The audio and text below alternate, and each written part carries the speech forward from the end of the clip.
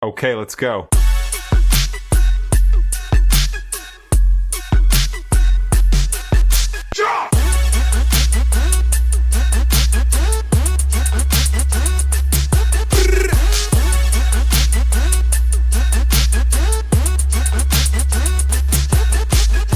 Exploding back with Donghua family. A massive welcome back to the entire family here at Donghua Family, the channel that dissects, deep dives, and analyzes every character and every plot point in the vast Donghua universe to its very core. If this is your first time getting lost with us, don't hesitate. Smash that like button and obliterate that subscribe button to join us in exploring the most epic stories. In our character analysis series for Tales of Hurting Gods, today we will come face to face with a living legend, someone who completely rewrote the definition of power in a world where fists and magic are the ultimate truth.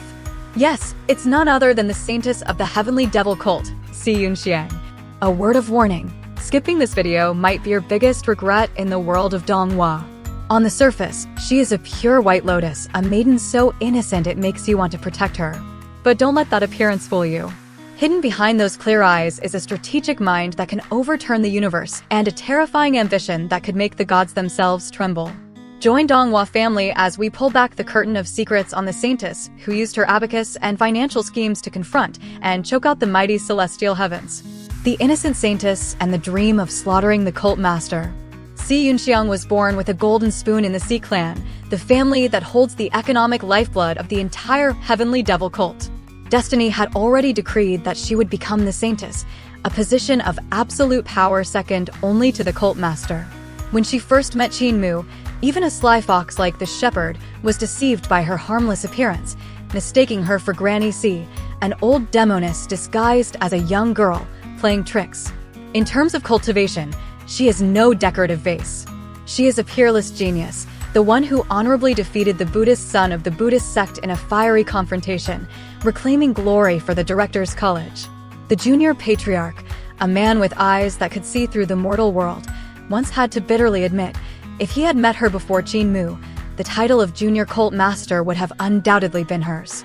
But fate played its cruel joke. Mu came first. That very fact planted a horrifying ambition in Yunxiang's heart. Her role model was none other than her aunt, Granny C, the Saintess who performed a world-shaking miracle, personally slaughtering the reigning cult master. To her, that wasn't rebellion, it was the apex of power. She nurtured a similarly insane dream, that one day, with her own hands, she would send Mu to his dusty grave and ascend to the supreme throne.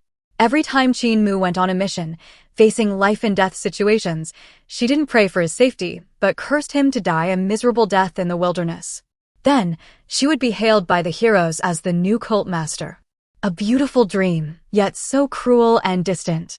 From rival to reluctant ally. However, reality was a bucket of cold water poured directly onto her ambitions.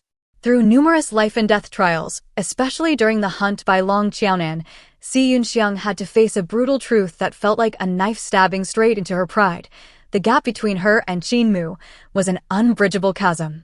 Cornered on a deserted island, when all were exhausted and desperate, it was Mu who shone like a god. He didn't use divine arts, but his intellect and forging skills to turn the deadly game around. The image of Mu, focused on forging weapons by the fire, sweat beading on his forehead, was etched into her mind as an unforgettable mark. That was true capability, true omnipotence. He created the 9 Dragons hammer for Ling Yuxiu and a unique spirit weapon for Yunxiang, a single, delicate thread. Under her control, that thread transformed into a mesmerizing dance of death, combining with her sword arts to create a storm of destruction. Together with the thunderous power of Ling Yuxiu, the two women created a symphony of destruction, joining forces to crush Long Qiaonan, a master an entire realm above them. That battle forced Yunxiang to see Mu in a different light. A reluctant admiration began to sprout.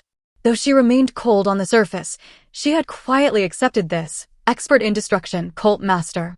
Their relationship morphed into a complex alliance, filled with public displays of jealousy with Ling Yuxiu and her now iconic catchphrase, "I've disliked the look of you for a long time."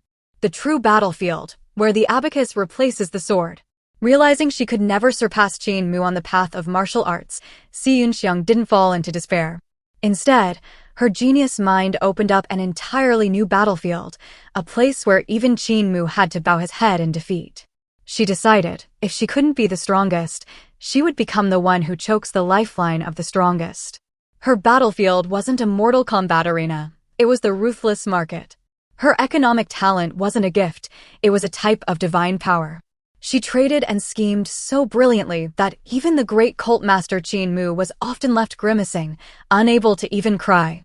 A classic example was when she lured Qin Mu into emptying his pockets to forge him a sword case containing 8,000 swords. As a result, Qin Mu was nearly crushed to death by his own weapon, becoming the first cult master in history to be almost killed by his own treasure. Even the Emperor of Eternal Peace was once her victim.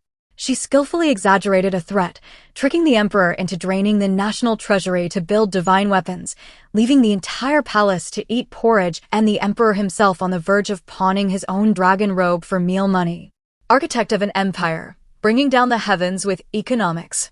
Yunxiang's talent truly erupted into a cosmic earthquake when eternal peace was pushed to the brink. When the celestial heavens, the absolute rulers of the universe, dealt a fatal blow by banning their currency, they pushed the entire empire to the edge of annihilation. To a normal person, it was the apocalypse. But to the mind of Yunxiang, it was the grandest stage of her life. She alone initiated a universe-shaking economic holy war. She transformed eternal peace from a sanctioned nation into the indispensable factory of the universe. The pinnacle of this was the construction of the teleportation bridge, an exclusive technology that anyone, including the gods of the celestial heavens, had to pay an exorbitant price to use. Under her magical hand and with chief accountant, Hu Linger, the universe's cash flow silently changed course, pouring into the pockets of eternal peace. By the time the arrogant gods of the celestial heavens realized what was happening, the game was over. They hadn't just lost, they were bankrupt. When the 10 celestial venerables mobilized their grand army to destroy eternal peace, they were faced with an unbelievable, laughably bitter truth. The celestial heavens were bankrupt. The treasury was empty, no weapons, no provisions. Having relied on eternal peace for 200 years, their own technology had rotted away. In contrast, eternal peace had been secretly forging countless world-destroying divine weapons. When the grand army of the heavens advanced, Yunxiang needed only one command: sever the teleportation bridge. The mighty army was stranded, forced to march on foot for over 10 years. That was the moment the entire celestial heavens realized they had lost a war they didn't even know had begun. An immortal legacy beyond cultivation. The sky-piercing sword towers, the cannons that could shoot down gods, the warships that towed moons and suns. All of those wonders were built upon the unshakable economic foundation that Yunxiang had created. She did not carve her brand into the void to become eternal. She chose a different, more enduring path to leave an immortal legacy. Her legacy isn't carved on stone tablets or in lifeless technique books. It is carved into the prosperous flow of all creation, into the well-being of countless generations. She was, and is, blessing the entire world in her own way. That was our analysis of Saintess Yunxiang, a truly formidable woman. Let your comments explode below. What do you think of her? Don't forget to hit subscribe and ring the notification bell for Donghua family so you don't miss any of our epic analyses. For now, goodbye and see you again.